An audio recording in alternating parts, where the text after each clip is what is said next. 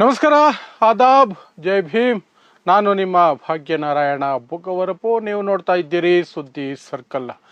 ಮೊನ್ನೆ ಭಾನುವಾರ ಚುನಾವಣಾ ಆಯೋಗ 5 ರಾಜ್ಯಗಳಿಗೆ, ಒಂದು ಕೇಂದ್ರಾಡಳಿತ ಪ್ರದೇಶ ಮತ್ತು 4 ರಾಜ್ಯಗಳಿಗೆ ಚುನಾವಣಾ ದಿನಾಂಕಗಳನ್ನು ಘೋಷಣೆ ಮಾಡಿತು. ಆ ಘೋಷಣೆಯ ಸುದ್ದಿಗೋಷ್ಠಿಯಲ್ಲಿ ಘೋಷಣೆ ಮಾಡಿದಂತಹ ವ್ಯಕ್ತಿ ಚುನಾವಣಾ ಆಯೋಗದ ಮುಖ್ಯ ಆಯುಕ್ತರು ಯಾರು, ಜ್ಞಾನೇಶ್ ಕುಮಾರ್ ಗುಪ್ತಾ ಅವರಿಗೆ ಆ ನೈತಿಕತೆ ಇತ್ತ ಅನ್ನೋದಕ್ಕೆ ಸಾಕಷ್ಟು ಪ್ರಶ್ನೆಗಳಿದ್ದಾವೆ. ಅದ್ರ ಬಗ್ಗೆ ಬೇರೆ ವಿಡಿಯೋ ಮಾಡಿದ್ದೀನಿ, ಅದನ್ನು ನೀವು ನೋಡಬಹುದು. ನಿನ್ನೆ ತಾನೇ ಆ ವಿಡಿಯೋ ಮಾಡಿದ್ದೆ. ಆದರೆ ಘೋಷಣೆ ಆಯಿತು. ಅದೇ ರೀತಿ ತಮಿಳುನಾಡಿಗೂ ಸಹ ದಿನಾಂಕವನ್ನು ಘೋಷಣೆ ಮಾಡಲಾಯಿತು. ಏಪ್ರಿಲ್ 23ನೇ ತಾರೀಕು. ಏಪ್ರಿಲ್ 23ನೇ ತಾರೀಕು ಮತದಾನ ನಡೆಯುತ್ತೆ. ಮೇ 4ನೇ ತಾರೀಕು ಎಲ್ಲ ರಾಜ್ಯಗಳದ್ದು, 5 ರಾಜ್ಯಗಳದ್ದು ಒಟ್ಟಿಗೆ ಫಲಿತಾಂಶಗಳು ಅವತ್ತೇ ಪ್ರಕಟ ಆಗ್ತವೆ. ಹಾಗಿರಬೇಕಾದ್ರೆ ಈಗ ತಮಿಳುನಾಡಿನ ವಿಚಾರವಾಗಿ ಮೊಟ್ಟ ಮೊದಲ ಒಪಿನಿಯನ್ ಪೋಲ್ ಹೊರಗಡೆ ಬಂದಿದೆ. ಏನು, ಚುನಾವಣೆಗಳ ದಿನಾಂಕಗಳ ಘೋಷಣೆಯ ನಂತರ. ಯಾರು ಮಾಡಿರೋದು? ABP ನ್ಯೂಸ್ ಅನ್ನುವಂತಹ ಒಂದು ಗೋಧಿ ಮಾಧ್ಯಮದ ಭಾಗವಾಗಿರುವಂತಹ ಒಂದು ಮಾಧ್ಯಮ ಮಾಡಿದೆ. ಸೊ ಅದು ಯಾವ ಅಂಕಿಗಳನ್ನು ಕೊಡ್ತಾ ಇದೆ? ಅದು ಕೊಡ್ತಾ ಇರುವಂತಹ ಅಂಕಿಗಳು ಒಂದು ರೀತಿಯಾಗಿ ಸ್ಟ್ಯಾಲಿನ್ಗೆ, ತಮಿಳುನಾಡಿನ ಮುಖ್ಯಮಂತ್ರಿ ಸ್ಟ್ಯಾಲಿನ್ DMKಗೆ ಶಾಕ್ ಕೊಡುವ ರೀತಿಯಲ್ಲಿದೆ. ಸೊ ಏನದು ಅಂಕಿಗಳು ಅನ್ನೋದನ್ನು ವಿವರಿಸ್ತೀನಿ. ಅದರ ಜೊತೆಗೆ ಆ ನಂತರ ತಮಿಳುನಾಡಿನಲ್ಲಿ ಸದ್ಯದ ರಾಜಕೀಯ ಪರಿಸ್ಥಿತಿ, TVK ಬಂದಿದೆಯಲ್ಲ, ತಮಿಳಗ ವೆಟ್ರಿ ಕಳಗಂ ಅನ್ನುವಂತಹ ಪಕ್ಷ, ನಟ ವಿಜಯ್ ಜೋಸೆಫ್ದು.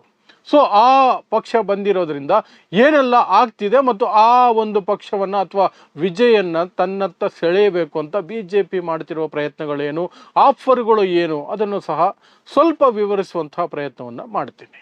ಸೊ ಮೊದಲಿಗೆ ತಮಿಳುನಾಡಿನಲ್ಲಿ ಚುನಾವಣೆಗಳು ನಡೆದಾಗ ಯಾರು ಗೆಲ್ಲಬಹುದು ಅನ್ನೋದಕ್ಕೆ ಮೊದಲ ಒಪಿನಿಯನ್ ಪೋಲ್ ಡೇಟುಗಳ ಅನೌನ್ಸ್ ಆದ ನಂತರ ABP ನ್ಯೂಸ್ ಅವರು ಕೊಟ್ಟಿದ್ದಾರೆ. ಅವರ ಪ್ರಕಾರ AIADMK ಮತ್ತು BJPಯ ಮೈತ್ರಿ, NDA ಮೈತ್ರಿಕೂಟಕ್ಕೆ ಅವರು BJP ಪ್ಲಸ್ ಅಂತ ತೋರಿಸಿದ್ದಾರೆ.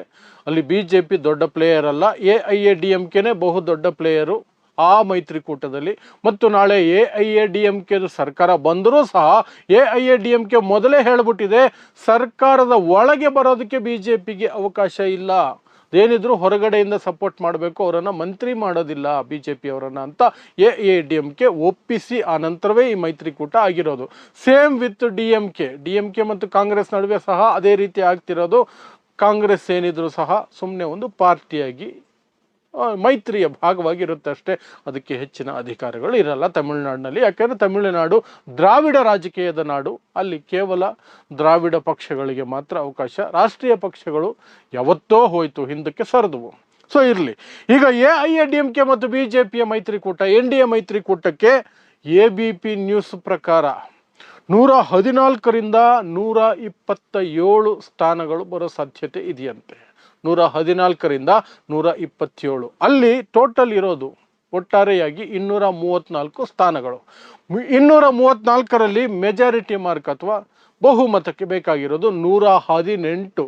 ಸೊ ಇಲ್ಲಿ AIADMK ಮತ್ತು BJP ಅಂದರೆ NDA 114ರಿಂದ 127 ಅಂದರೆ ಹತ್ರ ಬರಬಹುದು ಮೆಜಾರಿಟಿಗೆ, ಸರ್ಕಾರ ರಚನೆ ಮಾಡುವಷ್ಟು ಹತ್ತಿರಕ್ಕೆ ಬರಬಹುದು ಅನ್ನುವಂತಹ ಸೂಚನೆಗಳನ್ನು ಅಥವಾ ಒಂದು ಒಪಿನಿಯನನ್ನು ABP ನ್ಯೂಸ್ ತನ್ನ ಒಪಿನಿಯನ್ ಪೋಲ್ ಮೂಲಕ ಕೊಡ್ತಾ ಇದೆ. ನಾನು ಮತ್ತೆ ಹೇಳ್ತಾ ಇದ್ದೀನಿ, ಇದು ಗೋಧಿ ಮಾಧ್ಯಮದ ಭಾಗವಾಗಿರುವ ಚಾನಲ್, ಅದು ನಿಮ್ಮ ಮನಸ್ಸಲ್ಲಿರಲಿ. ಆ ನಂತರ DMK ಮತ್ತು ಮಿತ್ರ ಪಕ್ಷಗಳು ಆ ಮೈತ್ರಿಕೂಟಕ್ಕೆ 104ರಿಂದ 114ರವರೆಗೆ ಬರಬಹುದು ಅಂತ ಹೇಳ್ತಾ ಇದೆ. ಅಂದರೆ ಬಹುಮತದಿಂದ NDAಗಿಂತ ದೂರ ಇರುತ್ತೆ ಅನ್ನುವಂತಹ ಮಾಹಿತಿಯನ್ನು ಕೊಡ್ತಾ ಇದೆ. ಇನ್ನು ಹೊಸದಾಗಿ ಬಂದಿರುವಂತಹ TVK, ಇಲ್ಲಿಯವರೆಗೆ ಯಾವ ಮೈತ್ರಿ ಜೊತೆನೂ ಅವರು ಹೋಗಿಲ್ಲ. ಕಾಂಗ್ರೆಸ್ನಿಂದ ಆಫರ್ ಬಂತು, ಹೋಗಲಿಲ್ಲ. ಈಗ BJP ಸೆಳೆಯೋದಕ್ಕೆ ಪ್ರಯತ್ನ ಮಾಡ್ತಿದೆ. ಏನು ಆಫರ್ ಕೊಟ್ಟಿದೆ BJP ಅದನ್ನು ಆಮೇಲೆ ವಿವರಿಸ್ತೀನಿ. ಸೊ TVKಗೆ 6ರಿಂದ 12 ಸೀಟು ಬರೋ ಸಾಧ್ಯತೆ ಇದೆ ಅಂತ ಹೇಳಲಾಗ್ತಿದೆ. 6ರಿಂದ 12 ನಿಜವಾಗ್ಲೂ ಬಂದರೆ TVKದು ಒಳ್ಳೆ ಪರ್ಫಾರ್ಮೆನ್ಸ್ ಅಂತ ಹೇಳಬೇಕಾಗುತ್ತೆ. ಯಾಕೆಂದರೆ ಮೊಟ್ಟ ಮೊದಲ ಬಾರಿಗೆ ಚುನಾವಣೆಗೆ ಬರ್ತಾ ಇದೆ. ತಮಿಳುನಾಡಿನಲ್ಲಿ ಹೊಸ ಪಕ್ಷ ಬಂದು ಅಲ್ಲೇನೋ ಸಾಧಿಸ್ತೀನಿ ಅನ್ನೋದು ಬಹಳ ಕಷ್ಟ. ಕಮಲ್ ಹಾಸನ್ ಟ್ರೈ ಮಾಡಿದ್ದಾಯಿತು, ಏನೂ ನಡೀಲಿಲ್ಲ. ಆ ಕಡೆ ವಿಜಯಕಾಂತ್ ಒಂದು ಚೂರು ಬೆಳೆದ್ರು, ಮತ್ತೆ ಬಿದ್ದರು. ಆನಂತರ ಅವರೀಗ ಜೀವಂತನೂ ಇಲ್ಲ. ಅವರ ಪಕ್ಷ ಈಗ DMK ಜೊತೆಯಲ್ಲಿ ಮೈತ್ರಿ ಮಾಡಿಕೊಂಡಿದೆ. ಇನ್ನು ಅಲ್ಲಿರುವಂತಹ ಇನ್ನೊಂದು ತಮಿಳು ಭಾಷೆಯ ಆಧಾರದ ಮೇಲಿರುವಂತಹ ಪಕ್ಷ ಏನಿದೆ ಅದು ಸೀಮಾನ್ ನಡೆಸಿಕೊಂಡು ಹೋಗುವಂತಹ ಪಕ್ಷ. ಅದಕ್ಕೂ ಸಹ ಸುಮಾರು 5-6 ವರ್ಷಗಳಿಂದಲೂ 10 ವರ್ಷಗಳಿಂದಲೂ ಪ್ರಯತ್ನ ಮಾಡ್ತಾನೆ ಇದ್ದಾರೆ. ಒಂದು MLA ಗೆಲ್ಲೋದಕ್ಕೂ ಸಹ ಅದಕ್ಕೆ ಸಾಧ್ಯ ಆಗಿಲ್ಲ ಇಲ್ಲಿಯವರೆಗೆ. ನಾಮ್ ತಮಿಳರ್ ಕಚ್ಚಿ NTK ಅಂತ, ಅದು ಸಹ ಇಲ್ಲಿಯವರೆಗೆ ಸಾಧ್ಯ ಆಗಿಲ್ಲ. ಸೊ ಹೊಸದಾಗಿ ಬಂದು TVK 6ರಿಂದ 12 ಸೀಟ್ ಪಡ್ಕೊಳ್ಳುತ್ತೆ ಅಂದರೆ ಗ್ರೇಟ್. ಅದು ಒಳ್ಳೆ ಪರ್ಫಾರ್ಮೆನ್ಸು. ತಮಿಳುನಾಡಿನ ರಾಜಕೀಯವನ್ನು ನೋಡಿದಾಗ ಬೇರೆ ರಾಜ್ಯ ಆಗಿದ್ರೆ ಹೊಸ ಪಕ್ಷಕ್ಕೆ ಹೊಸದಾಗಿ ಏನೇನೋ ಸಿಗುವ ಸಾಧ್ಯತೆಗಳಿರುತ್ತೆ, ಬಟ್ ತಮಿಳುನಾಡಿನಲ್ಲಿ ಇರೋದಿಲ್ಲ. ಸೊ ಇದಿಷ್ಟು. ಮತ್ತು ಅದರ್ಸ್ ಇನ್ನು ಇಂಡಿಪೆಂಡೆಂಟ್ಸು ಅಥವಾ ಸಣ್ಣ ಪುಟ್ಟ ಪಕ್ಷಗಳು 1ರಿಂದ 6 ಸ್ಥಾನ ಗೆಲ್ಲಬಹುದು ಅಂತ ABP ನ್ಯೂಸ್ ಹೇಳ್ತಾ ಇದೆ. ಸೊ ಅಲ್ಲಿಗೆ ಇದು ಟೈಟ್ ಫೈಟ್ ಇದೆ ಅನ್ನೋದನ್ನು ಹೇಳ್ತಿದೆ, ಬಟ್ NDAಗೆ ಎಡ್ಜ್ ಇದೆ ಅಂತ ABP ನ್ಯೂಸ್ ಹೇಳ್ಕೊಳ್ತಿದೆ. ಆದರೆ ವಾಸ್ತವವಾಗಿ ಏನಿದೆ ತಮಿಳುನಾಡಿನಲ್ಲಿ ನಾನು ಗಮನಿಸಿದಂತೆ ಅಲ್ಲಿನ ಜನ ಅಥವಾ ಮಾಧ್ಯಮಗಳು ಆಲ್ಮೋಸ್ಟು ಎಲ್ಲರೂ ಹೇಳ್ತಿದ್ರು DMK ಆರಾಮಾಗಿ ವಾಪಸ್ ಬಂದ್ಬಿಡುತ್ತೆ ಅಧಿಕಾರಕ್ಕೆ, ಯಾಕಂದರೆ ಅದರ ಯೋಜನೆಗಳು ಬಹಳಷ್ಟು ಜನರನ್ನು ತಲುಪಿದ್ದಾವೆ ಅಂತ. ಆ್ಯಸ್ ಯೂಶುವಲ್ ಫ್ರೀ ಬೀಸು ಸಹ ಸಾಕಷ್ಟಿದ್ದಾವೆ. ಮೊನ್ನೆ ಸಂಕ್ರಾಂತಿಗೂ ಸಹ ಎಲ್ಲರ ಅಕೌಂಟ್ಗೆ 2,000-3,000 ಹಾಕಿದ್ರು ಸ್ಟ್ಯಾಲಿನ್. ಸೊ ಅದು ಎಲ್ಲ ರಾಜ್ಯಗಳಲ್ಲೂ ನಡೀತಾ ಇದೆ. ಈಗ ಅಸ್ಸಾಂನಲ್ಲಿ 9,000 ರೂಪಾಯಿ ಹಾಕಿದ್ದಾರೆ BJP ಸರ್ಕಾರ. ಚುನಾವಣೆಗಳು ಘೋಷಣೆ ಆಗೋದಕ್ಕೆ ಜಸ್ಟ್ 3 ದಿನ ಮೊದಲು 2 ದಿನ ಮೊದಲು 9,000 ಒಬ್ಬೊಬ್ಬರ ಅಕೌಂಟ್ಗೆ ಹಾಕಿದ್ದಾರೆ. ಸೊ ಅದೊಂದು ತಂತ್ರಗಾರಿಕೆ, ಮಹಿಳೆಯರ ಅಕೌಂಟ್ಗೆ ಹಾಕಿದ್ದಾರೆ ಅಸ್ಸಾಂನಲ್ಲಿ. ಅದೆಲ್ಲ ತಂತ್ರಗಾರಿಕೆ, ಅದು ನಾರ್ಮಲ್ ಆಗ್ಬಿಟ್ಟಿದೆ. ಈ ಹಿಂದೆ ಚುನಾವಣಾ ಹತ್ತಿರ ಬಂದಾಗ ಜನರಿಗೆ ದುಡ್ಡು ಕೊಡೋದಕ್ಕೆ ಹೆದರೋರು, ಈಗ ಮೋದಿ ಸರ್ಕಾರ ಬಂದ ಮೇಲೆ, ಮೋದಿ ಆಡಳಿತ ಬಂದ ನಂತರ ಅದೊಂದು ರೀತಿ ಓಕೆ. ಬಿಹಾರದಲ್ಲಿ ಅದನ್ನೇ ಮಾಡಿದ್ರು, ಮಹಾರಾಷ್ಟ್ರದಲ್ಲಿ ಅದನ್ನೇ ಮಾಡಿದ್ರು, ಎಲ್ಲ ಕಡೆ ಅದನ್ನೇ ಮಾಡ್ಕೊಂಡು ಬರ್ತಿದ್ದಾರೆ. ದಟ್ಸ್ ಫೈನ್ ಅನ್ನೋ ರೀತಿ ಆಗೋಗಿದೆ. ಚುನಾವಣಾ ಆಯೋಗ ಇದ್ದೂ ಇಲ್ಲದಂಗೆ, ಕಣ್ಣಿದ್ದು ಕಾಣದಂಗೆ, ಕಿವಿ ಇದ್ದು ಕೇಳದಂಗೆ, ಸೈಲೆನ್ಸು ಅಷ್ಟೇ. ಸೊ ಇದಿಷ್ಟು ಒಪಿನಿಯನ್ ಪೋಲ್. ಹಾಗಾದರೆ ಏನಿದೆ ಅನ್ನೋದ್ರ ಬಗ್ಗೆ ನೋಡೋದಾದರೆ ಅಲ್ಲಿಗೆ ಬರ್ತಿದ್ದೆ ನಾನು. ಏನಿದೆ ವಾಸ್ತವ ಸ್ಥಿತಿ ಅಂದರೆ ಎಲ್ಲರೂ ಹೇಳ್ತಿರೋದು DMK ವಾಪಸ್ ಬರೋ ಸಾಧ್ಯತೆಗಳು ತುಂಬ ಜಾಸ್ತಿ ಇದ್ದಾವೆ ಅಂತ. ಅದಕ್ಕೆ ಕಾರಣ ಅದು ಹೇಳ್ತಿರುವಂಥದ್ದು AIADMKಯಲ್ಲಿರುವಂತಹ ಒಳಜಗಳ. ಆ ಒಳಜಗಳದ ಭಾಗವಾಗಿ ಅದರ ಅತಿ ದೊಡ್ಡ ನಾಯಕರಲ್ಲಿ ಒಬ್ಬರಾದಂತಹ 2 ಬಾರಿ ಮುಖ್ಯಮಂತ್ರಿ ಆಗಿದ್ದಂತಹ AIADMKಯಿಂದ ಮಾಜಿ ಮುಖ್ಯಮಂತ್ರಿ O ಪನ್ನೀರ್ಸೆಲ್ವಂ DMKಗೆ ಸೇರ್ಕೊಂಡಿದ್ದಾರೆ. ಸೊ ಅಲ್ಲಿಗೆ ನೀವು ಅರ್ಥ ಮಾಡ್ಕೊಳ್ಬಹುದು AIADMKಯಲ್ಲಿ ಒಳಜಗಳ ಯಾವ ಮಟ್ಟಕ್ಕಿದೆ ಅಂತ. ಮತ್ತು BJP ಜೊತೆ ಹೋಗೋದಕ್ಕೂ ಸಹ AIADMKಯಲ್ಲಿ ಉಲ್ಟಾ ಪಲ್ಟಾ ಸುಮಾರಾಯಿತು. ಮೊದಲು BJP ಜೊತೆನೇ ಇದ್ದರು, ಆನಂತರ BJPಯಿಂದ ಅವರು ಅಂತರ ಕಾಯ್ದುಕೊಂಡ್ರು, ಕಟ್ ಮಾಡಿಕೊಂಡ್ರು ಮೈತ್ರಿಯನ್ನು. ಆನಂತರ ವಾಪಸ್ BJP ಮೈತ್ರಿ ಮಾಡ್ಕೊಳ್ಳೋಣ ಅಂತ ಕರೆದಾಗ ಈ BJPಯ ರಾಜ್ಯಾಧ್ಯಕ್ಷ ಆಗಿದ್ದ ಅಣ್ಣಾಮಲೆಯನ್ನು ಕಿತ್ತು ಬಿಸಾಕರೆ ಬರ್ತೀವಿ ನಾವು ಮಾತುಕತೆಗೆ ಅಂತ ಆ ಮಟ್ಟಕ್ಕೆ ಹೋದರು. ಆನಂತರ ಈಗೇನೋ ಮತ್ತೆ ಒಂದಾಗಿದ್ದಾರೆ. TVK ಅನ್ನುವಂಥದ್ದು ಮಾತ್ರ ಹೊಸ ಎಂಟ್ರಿ. ನಟ ವಿಜಯ್ ಜೋಸೆಫ್ ಅನ್ನುವಂಥವರು ಈಗ ಹೊಸ ಪಕ್ಷ ಮಾಡಿದ್ದಾರೆ, ತಮಿಳಗ ವೆಟ್ರಿ ಕಳಗಂ ಅಂತ. ಅದು ಅದರ ಫ್ಯಾನ್ ಬೇಸ್ ಕಾರಣಕ್ಕಾಗಿ ದೊಡ್ಡದಾಗಿ ಕಾಣ್ತಿದೆ. ಎಲ್ಲೇ ಸಭೆ ಸಮಾರಂಭಗಳಾದಾಗ ಜನ ಸಾವಿರಾರು ಸಂಖ್ಯೆಯಲ್ಲಿ ಸೇರ್ತಿದ್ದಾರೆ. ಆದರೆ ಕರೂರ್ ಅನ್ನೋ ಒಂದು ಜಾಗದಲ್ಲಿ ಮಾತ್ರ ಕಾಲ್ ತುಳಿತಾಗಿ 41 ಜನರ ಜೀವ ಹೋಯಿತು. ಆವಾಗ TVK ಪಕ್ಷದ ವಿರುದ್ಧ ಬಹಳಷ್ಟು ಟೀಕೆಗಳು ಕೇಳಿಬಂತು. ಬಟ್ ರಿಕವರ್ ಆಗ್ತಾ ಇದ್ದಾರೆ ಈಗ ಅಂತ ಅನ್ನಿಸ್ತಾ ಇದೆ. ಯಾಕೆಂದರೆ ಮತ್ತೆ ಜನ ಸೇರೋದಕ್ಕೆ ಶುರು ಮಾಡಿದ್ದಾರೆ. ಅವರ ಕಟ್ಟರ ಅಭಿಮಾನಿಗಳು, ಅವರ ಡೈಲಾಗುಗಳು, ಅವರು ಹೇಳುವ ರೀತಿ ಅದೆಲ್ಲ ಸಿಕ್ಕಾಪಟ್ಟೆ ವೈರಲ್ ಆಗ್ತಿದೆ. ಇದರ ನಡುವೆ ಅವರ ಹೆಂಡತಿ, ವಿಜಯ್ ಜೋಸೆಫ್ ಅವರ ಹೆಂಡತಿ ಡೈವರ್ಸ್ ವಿಚಾರವನ್ನು ತೆಗೆದುಕೊಂಡು ಬಂದು, ನಟಿ ತ್ರಿಷಾ ಮ್ಯಾಟ್ರು ಏನೇನೋ ಮಿಕ್ಸ್ ಆಗಿ ಬಂದು ಈಗ ಅದು ಒಂದು ರೀತಿಯಲ್ಲಿ ಮಹಿಳೆಯರಿಗೆ ಸ್ವಲ್ಪ ಹಿನ್ನಡೆಯನ್ನು ಕೊಡ್ತಾ ಇದೆ. ಮಹಿಳಾ ಮತದಾರರ ವಿಚಾರದಲ್ಲಿ TVKಗೆ ಅಂತ ನಾವು ನೋಡಬಹುದು. ಬಟ್ ಆ್ಯಕ್ಚುಲ್ ಆಗಿ ಅದು ಎಲೆಕ್ಷನಲ್ಲಿ ಏನಾಗುತ್ತೋ ಗೊತ್ತಿಲ್ಲ.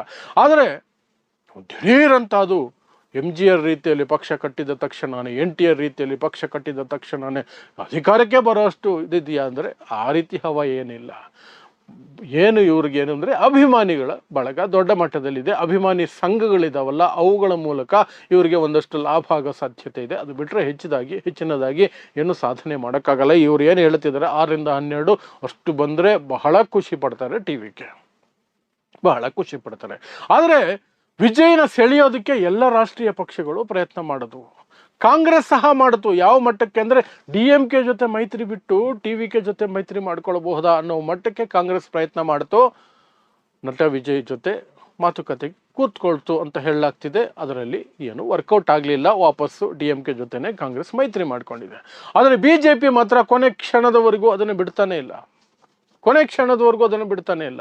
ಈ ಟಿ ವಿ ಕೆದಿಗೆ 2 ಸಮಸ್ಯೆಗಳಿದೆ. ಒಂದು ಯಾವುದೋ ಒಂದು ಸಿನಿಮಾ, ಕೊನೆ ಸಿನಿಮಾ ಅಂತ ಹೇಳ್ಕೊಂಡು ಬರ್ತಿರುವಂತಹ ವಿಜಯ್ದು ಸೆನ್ಸಾರ್ ಬೋರ್ಡಲ್ಲಿ ಸಿಗಾಕೊಂಡಿದೆ.